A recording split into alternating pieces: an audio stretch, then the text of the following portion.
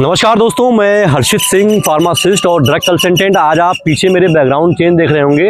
दरअसल मैं कहीं पर आया हुआ था तो समय से अपने फार्मेसी पर पहुंच नहीं पाऊंगा, मुझे पता है, इसलिए मैं रास्ते में रुक करके ही अपने दर्शकों के लिए कंटेंट रिकॉर्ड कर रहा हूं। अब आते हैं आज की वीडियो के प्रमुख मुद्दे पर। कभी कभी दोस्तों ऐसा होता है कि हमारे दुकान पर कुछ ऐसे कस्टमर्स आ जाते हैं जो पहुंचते ही आपको पर्चा देने से पहले ही बताते हैं अपना रेफरेंस कि मैं आपके छोटे भाई का दोस्त हूं, आपके बड़े भाई का दोस्त हूं, मैं आपके मोहल्ले में ही रहता हूं, मैंने आपका यूट्यूब चैनल देखा हुआ है, मैं डॉक्टर साहब का रिश्तेदार लगता हूं। मतलब वो तमामों रेफरेंस बताते हैं और उनका इंटेंशन सिर्फ इतना होता है कि वो बताने की वजह से आप उनको थोड़ा डिस्काउंट दे दें।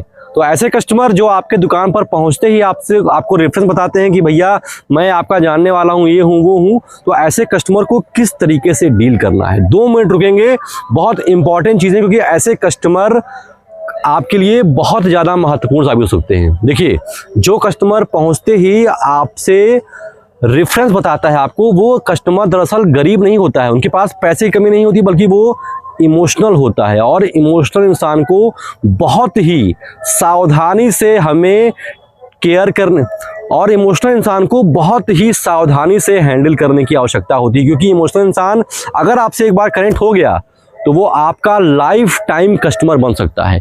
तो अब इसमें करना क्या है, आपको कोई दिमाग नहीं लगाना है, क्योंकि अगर आप गुणागणित करेंगे तो आप देखेंगे कि ऐसे कस्टमर जो आपको रेफरेंस बताते हैं वो मुश्किल से 5% होते हैं। और अगर कोई व्यक्ति आपको रेफरेंस बता रहा है किसी का, तो उसके दिमाग में पहली बात तो ये है कि भाई साहब अगर इनका नाम सुनेंगे तो उनको ये थोड़ा सा रिगार्ड देंगे, थोड़ा उनका सम्मान करेंगे।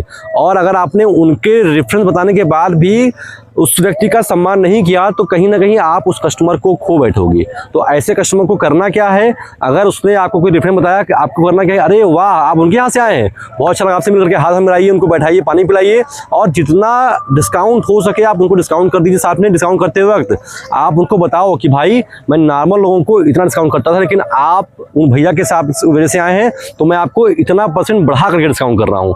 इससे क्या होगा कि कस्टमर खुश हो जाएगा और आपसे कनेक्ट हो जाएगा। उसके बाद यकीन मानिए, ऐसे इमोशनल कस्टमर जब जुड़ते हैं ना भाई साहब, तो वो आपके पक्के वाले कस्टमर बन जाते हैं। वो अपने तो आएंगे ही, अपने दोस्त यार रिश्तेदारों सबको बुला करके लाएंगे। तो अब अगर आपके पास कोई ऐसा कस्टमर आता है तो आप भगवान को शुक्रिया बोलिए कि भैया आपने मुझे ऐसा इमोशनल कस्टमर भेजा, आपका बहुत बहुत धन्यवाद। और ऐसे कस्टमर को देखते ही आप 50-55 रुपये बचाने को मत सोचिए, जबकि सोचिए ऐसे कस्टमर को आते ही आप 10-20 रुपये बचाने को मत सोचिए।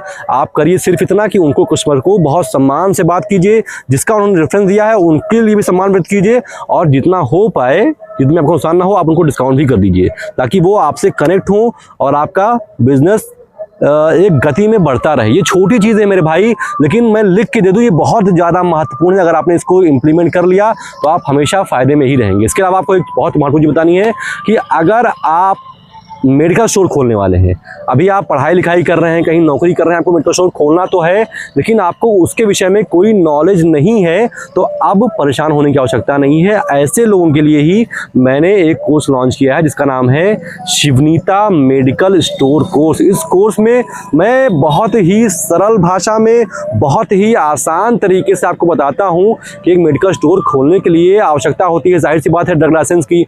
वो ड्रग लाइसेंस कैसे बनता है, क्या क्या डॉक्यूमेंट्स लगते हैं।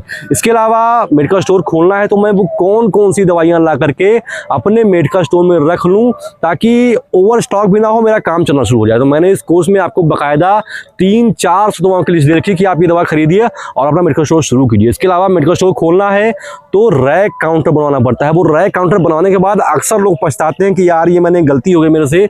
मैंने इस कोर्स में आपको बताया है कि रैक काउंटर बनाते वक्त वो कौन सी महीन से महीन चीजें हैं जो आपको ध्यान रखना चाहिए एक मेडिकल स्टोर बनाते वक्त, और मेडिकल स्टोर और रैक काउंटर बनाते वक्त आपका क्या खर्चा आएगा, क्या लागत आएगी, सारी चीज़ें मैंने बहुत आसान भाषा में आपके लिए बना करके दे दी। इसके अलावा जब मेडिकल स्टोर पर DI साहब पहली बार छापा मारते हैं तो उनका सबसे कॉमन सवाल होता है कि भाई साहब मुझे आप शेड्यूल H1 का रजिस्टर दिखाइए, नारकोटिक का दिखाइए।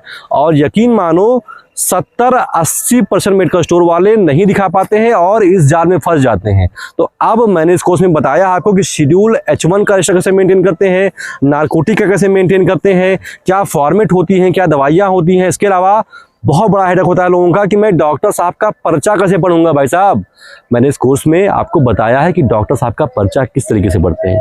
तो मतलब अगर आप एक मेडिकल स्टोर खोलने वाले हैं तो ये कोर्स आपके लिए बहुत ही गजब का कोर्स है। और इस कोर्स में जो जानकारियाँ दी हैं, यकीन मानिए वो जानकारियाँ अगर आप गूगल पर खोजेंगे, यूट्यूब पर खोजेंगे, किसी से पूछेंगे भी तो भी आपको लोग सही तरीके से बताएंगे नहीं और आपका दिमाग खराब हो जाएगा। तो अब किसी से रिक्वेस्ट मत कीजिए, कहीं एनर्जी मत वेस्ट कीजिए, किसी को दादा भैया मत कहिए। करना सिर्फ इतना है आपको कि आप प्ले स्टोर में जाइए, वहां पर टाइप कीजिए शिवनीता, मेरे कोर्स का लोगो दिखेगा, उसको डाउनलोड कीजिए, लॉगिन कीजिए, परचेज कीजिए और सिंगल क्लिक में अपने घर बैठे अपने ही मोबाइल फोन में सारी जानकारियां बहुत व्यवस्थित तरीके से अपने ही फोन में एक क्लिक में पा जाएंगे आप। इस कोर्स का लिंक मैंने डिस्क्रिप्शन में भी दे रखा है और कमेंट बॉक्स में मैं पिन भी कर दूंगा। इसके अलावा आप चाहें तो मेरे दिए हुए नंबर पर मुझसे बात करके व्हाट्सएप पे इसके बारे में और जानकारी ले सकते हैं। फिलहाल इस वीडियो में तो बस इतना ही। आशा करता हूं कि वीडियो आपको अच्छी लगी हो। अच्छी लगी तो उसको लाइक कर दीजिए। इसके अलावा मेरे पीछे आप देख रहे होंगे वो बजरंगबली का वहाँ पर एक मंदिर है। उस मंदिर पे मैंने भी दर्शन भी किया है और एक बार फिर से नमन कर लेता हूँ। आप लोग भी चाहें तो वहाँ दर्शन कर लें, क्योंकि बजरंगबली अगर आपके साथ रहेंगे तो दुनिया में कोई आपको कुछ उखाड़ नहीं पाएगा। फिलहाल अगर आपको वीडियो अच्छी लगी इसको लाइक कर दीजिए। और अगर आप एक मेडिकल स्टोर खोलने वाले हैं, अगर आपको मेडिकल स्टोर खोलना है, अगर आप चला रहे हैं मेडिकल स्टोर, तो इस चैनल को सब्सक्राइब करिए ताकि इसके अलावा अगर आप मेडिकल स्टोर चला रहे हैं या फिर मेडिकल स्टोर खोलने वाले हैं, दोनों ही परिस्थितियों में आपको ये चैनल सब्सक्राइब करना चाहिए, क्योंकि ये एक ऐसा चैनल है भारत का जो मेडिकल स्टोर के बारे में इन डिटेल रोज बात करता है। तो अगर आप मेडिकल स्टोर वाले हैं तो ये चैनल आपका ही है। फिलहाल अभी तक मेरे साथ इतने धैर्य से बने रहने के लिए आप सभी का बहुत बहुत शुक्रिया। जय हो जनता जनार्दन, जय हो बजरंगबली।